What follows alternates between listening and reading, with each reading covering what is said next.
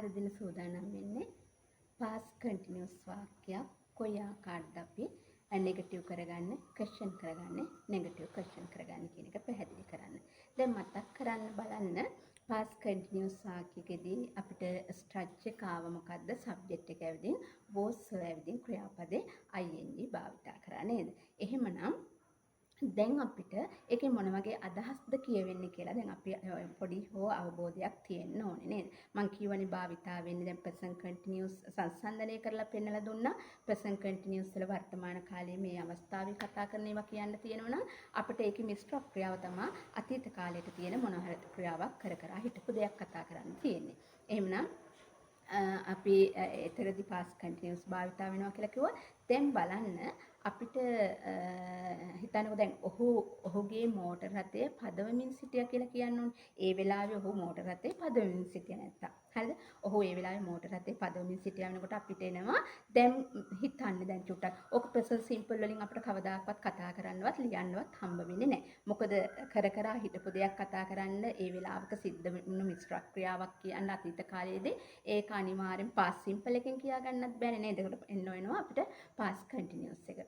එතකොට ඔහු මෝටර් රථයේ පදවමින් සිටියේ වෙලාවේ එතකොට අපි හැදෙනවා he was driving නේද? he was driving his car නේද? he was driving the car at that time කිව්වේ ඒ වෙලාවේ. දැන් අපිට කියන්න ඕනේ ඔහු මෝටර් රථය ඒ වෙලාවේ පදවමින් සිටියේ නැහැ. නේද? ඔහු මෝටර් රථයේ පදවමින් සිටියේ නැහැ. ඒ කියන්නේ මොනවා හරි ක්‍රියාවක් ඒ වෙලාවේ කර හිටපු නැති එකක් ගැන කතා කරන්නේ. දැන් ඕක හිතන්නකෝ අපට ගෙනත් මේ present continuous වලින් කිව්වොත් එහෙම ඔහු මෝටර් රථය පදවන්නේ නැහැ. ඒ පදවන්නේ නැහැ මේ වෙලාවේ කරන්නේ. හැබැයි ඔහු මෝටර් රථ පදවන්නේ නැහැ කිව්වොත් එහෙම සාමාන්‍ය කරන්න තිබ එකක් වෙනවා. ඔහු මෝටර් රථේ පැදෙව්වේ නැහැ වුණා නම් past simple වාක්‍යයක් වෙනවා. එහෙනම් ඔහු මෝටර් රථේ පදවල නැහැ නම් present perfect වාක්‍යයක් වෙනවා. ඉතින් තේරුම් ගන්න මේ එකට එකක් අදහස් වෙනස් වෙන එක තේරුම් ගන්න පුළුවන් නම් ওই tense භාවිතා කරලා අපිට කතා කරගෙන අදහස් අපිට ප්‍රකාශ කරගන්න ලියන්න අපහසු වෙන්නේ නැතු වෙනවා. එහෙනම් ඔහු ඒ වෙලාවේ මෝටර් රථේ පදමින් සිටියේ නැහැ. ඒකට වෙන tense එකක් නැහැ. එහෙනම් කියන්න past continuous සැර. එහෙනම් අපි කොහොමද කියන්නේ? නෑ කියන දැන් දන්නවා helping verbs අපිට was තියෙනවනේ. ඒ බලඟට අපි මොකද කරන්නේ? not කියන එක එකතු කරන්න. එතකොට අපිට නැත යනත් හදා ගන්න පුළුවන්. එහෙනම් කොහොමද වෙන්නේ? he was not නේද? was not කෙටි කරලා wasn't කියන්නත් පුළුවන්. එහෙනම් he wasn't නැත්නම් he was not ක්‍රියාපදේ දන්නවනේ continuous කියලා නේද? ඔහු මෝටර් රථේ පදවමින් සිටියේ නැහැ කියලා කියන්නේ නේද? එහෙනම් he was not driving the car ඒ වෙලාවේ at that time. He wasn't driving the car at that time. He wasn't driving the car. නැත්නම් he was not driving the car at that time. ඔහු ඒ වෙලාවේ motor රථේ පදවමින් සිටියේ නැහැ. ඊට පස්සේ අපිට කියන්න ඕනේ ඔන්න හිතන්න දැන් චුට්ටක්. ඔහු ඒ වෙලාවේ මෝටර් රථේ පදවමින්ද හිටියේ.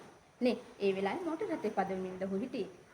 නේද? එතකොට අපිට ප්‍රශ්නයක් අහන්නේ past continuous වල. past continuous වල ප්‍රශ්නයක් අහනකොට helping verb එක ගේන වාක්‍යයේ මුලට. එහෙනම් කොහොමද අහන්නේ? was කියන එක was වනේ අපිට තියෙන helping verbs. එහෙනම් ඔහුනේ අහන්නේ. එහෙනම් was he driving the car at that time?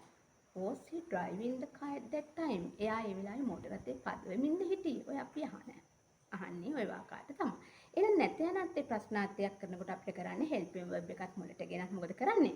not කියන එකක් මුලට අරගෙන කෙටි කරන්න. එහෙනම් මොකක්ද දෙන්නේ? wasn't වෙනවා නේද? was not කෙටි නෝට wasn't he driving the car at that time? අපි ඒක ලියමු හැමෝටම අවබෝධ කරගන්න පුළුවන් වෙන විදිහට නේද?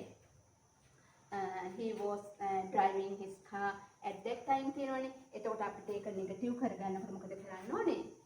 ඔහුගේ මෝටර් රථයේ පදවෙමින් හිටියේ නෑ කියන්න ඕනේ ඒ වෙලාවේ නේද? එහෙනම් he was දැන් මොකද කරන්නේ? not එකතු කරන්න. එහෙනම් he was not නෑ කියන්න තමයි මේ කරේ. තේරෙනවද? he was not අනිත් ඒවා පහසුනේ driving his car at that time. නේද? ඊට පස්සේ ප්‍රශ්නයක් අහන්න ඕනේ. ප්‍රශ්නයක් කරනකොට අපි කරන්නේ මේ helping verb එක දැන් තේරෙනවා ඔය පාඩම් මාලාවක් විදිහට මම හැම මොහොතකම මතක් කරන්නේ ඒකයි. ඒ පිළිවෙලට ගෙනත් තියෙන ඉඳ හරි පහසුයි. එහෙනම් ප්‍රශ්නයක් කරනකොට අපි කරන්නේ මේ helping verb එක කියන වාක්‍යයේ මුලට. එහෙනම් මොකක්ද අහන්නේ? ඔහු මෝටර් රථේ පදවමින්ද හිටියේ වෙලාවේ නේද? නම් was he අන්න ඒක ක්‍රියා driving නේද? Was he driving his car at that time? ඒකට ප්‍රශ්න නැත්නම් ප්‍රශ්නාර්ථයක් අහන්න ඕනේ. ඔහුගේ මෝටර් රථේ පදවමින් නෙවෙයිද සිටියේ වෙලාවේ. එතකොට අපි helping verb එකක් නැත්නම් ප්‍රශ්නාර්ථයක් කරනකොට දන්නවා helping verb එකක් මොකට අරගෙන not කියන එකත් මොකට අරගෙන කෙටි කරන්නේ. නම් මොකද කරන්නේ? wasn't වෙනවා නේද? ඔන්න උඩටම දාලා wasn't he driving his car at that time. ඔන්න ඔය ආකාරයට වලට පුළුවන් වෙනවා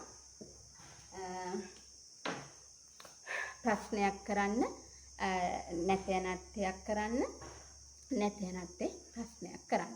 අපි තව හිතමුකෝ එයා ඒ ටීචර් ඒ වෙලාවේ උගන්වන්නද හිටියේ කියලා අහන්න ඕනේ. එතකොට අපිට දැන් ටීචර් ඒ වෙලාවේ උගන්වන්නද හිටියේ ඔන්න ප්‍රශ්නයක් අහනවා කෙලින්ම. එහෙනම් කොහොමද අහන්නේ?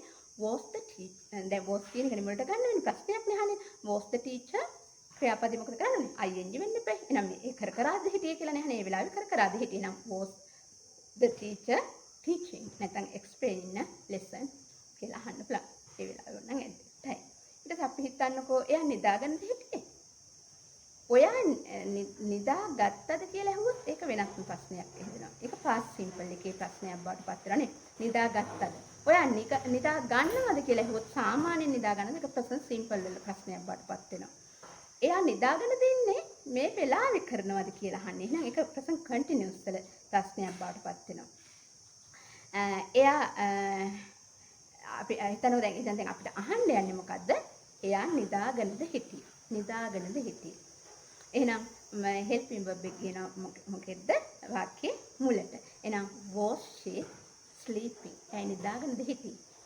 මම හිතනවා පැහැදිලි ඇති කියලා කොහොමද ප්‍රශ්නයක් කරන්නේ නැතනත්යක් කරන්නේ නැතනත්ේ ප්‍රශ්නාර්ථයක් කරන්නේ කියලා. අපි හිතන්නකෝ තව මෙහෙම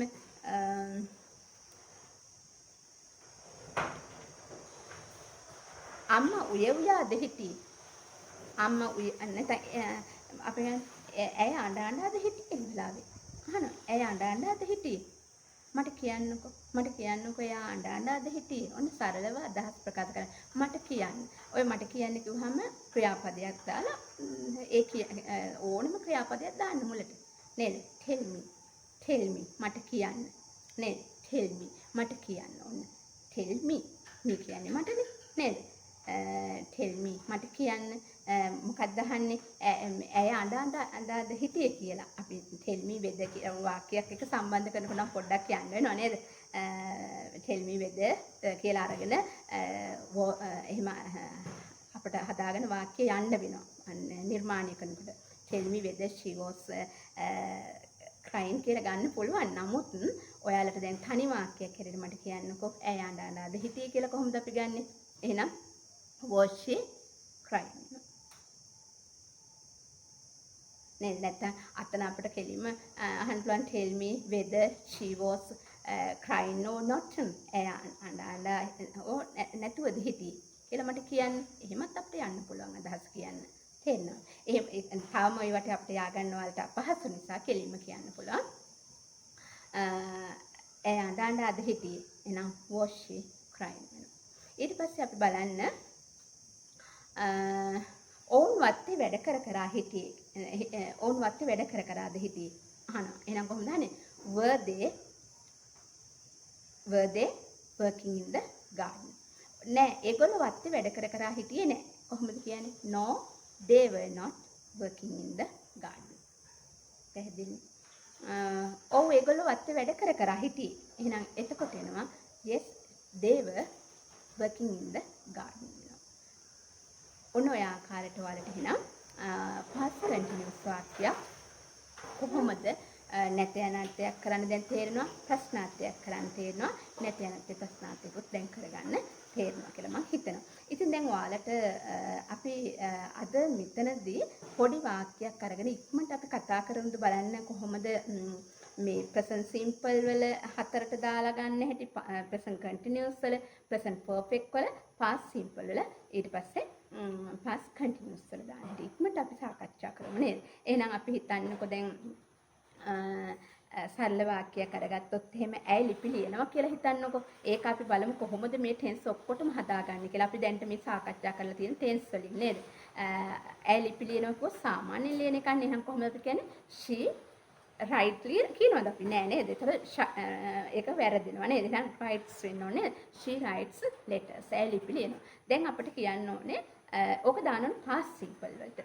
ඇයි ලිපි ලියනවා එක ලිව්වා වෙනවා නේද? ඇයි ලිපි ලිව්වා වෙනවා. එහෙනම් දැන් ඒක කොහොමද අපි එතනත් නිර්මාණය කරගන්නේ කියලා බලන්නකෝ. එහෙනම් she දැන් right කියලා තියන්න පුළුවන්ද? බෑ. එහෙනම් right එකේ අපිට ක්‍රියාපදයේ අතීතයේ තියාගන්න කියලා කියන්නේ past simple වල. එහෙනම් she wrote a letter. ඇයි ලිපියක් ලිව්වා. දැන් අපිට ඕනේ කියන්න හිතන්නකෝ present continuous වලට හිතන්නකෝ ඇයි ලිපියක් ලියලා ඉන්නේ. ඒ කියන්නේ මේ වෙලාවේ කරනවා. එහෙනම් ඒක කොහොමද අපි කියන්නේ? කොහොමද දෙන්නේ? එහෙනම් ඇයි ලිපියක් ලියලා ඉන්නේ. කොහොමද දෙන්නේ? she continuous නේද? present. she is writing a letter වෙනවා. එහෙනම් past continuous එකට එනවා කොහොමද? ඇයි ලිපියක් ලියලා හිටියේ. එහෙනම් කොහොමද දෙන්නේ? she was writing a letter. දැන් අපිට තව උගන්ලා තියෙන එක පාඩමක් present perfect එක. ඇයි ලිපියක් ලියලා තියෙන්නේ. නැත්නම් ඇයි ලිපියක් ලියලා. ඒක කොහොමද දෙන්නේ? she එහෙනම් present perfect නේද? she have has තියෙන්නේ මතක තියාගන්න. එහෙනම් she has මොකද වෙන්නේ? ක්‍රියාපදේ past participle තියාගන්න. එහෙනම් she has written වෙනව නේද? write wrote written. she has written a letter. එහෙනම් මම හිතනවා ඔයාලට ඔන්න මම ඔය ඇත යනාර්ථයෙන් කතා කරේ ඊළඟ පාඩම අපි සාකච්ඡා කරන පාඩම් ටික යනකොට අපි ඒවා නෙගටිව් කරගන්න හැටි හැම පාඩමකම උගන්වපු ටිකත් එක්කම අපි සාකච්ඡා කරගෙන යම් ක්වෙස්චන් කරගන්න නෙගටිව් ක්වෙස්චන් කරගන්න මේවා සංසන්දනය කරලා අපි බලමු කොහොමද වාක්‍යයක් එකක්ම අරගෙන ඔය ඔක්කොටම උගන්වපු ඒවාට දාගන්නේ කියලා. එහෙමනම් මේකෙත් මතක තියාගන්න ඉතින් past continuous එකේ අපහසු නෑ මං හිතනවා මේ වාක්‍ය නිර්මාණය කරගන්න සබ්ජෙක්ට් එක අරගත්තා දන්නවා was අරගෙන ක්‍රියාපදයේ ing නෙගටිව් කරගන්නකොට helping verb එක ළඟට ඒ කියන්නේ was ළඟට not එකතු කරගන්න ඊට පස්සේ ප්‍රශ්නයක් කරනකොට was කියන වාක්‍ය මුලට ගන්න නැත්නම් ප්‍රශ්නාර්ථයක් කරනකොට was කියන මුලට අරගෙන කෙටි කරගන්න wasn't කියලායි weren't කියලායි ඊට පස්සේ මේකෙන් කියන අර්ථය හොඳට මතක තියාගන්න ඉතින් මොනවා හරි ක්‍රියාවක් කර හිටපු අදහසක් තමයි ප්‍රකාශ කරන්නේ එහෙනම් අපි ඊළඟ වීඩියෝ එකේදී සාකච්ඡා කරනවා past perfect කොයි ආකාරද භාවිත කරන්න කියලා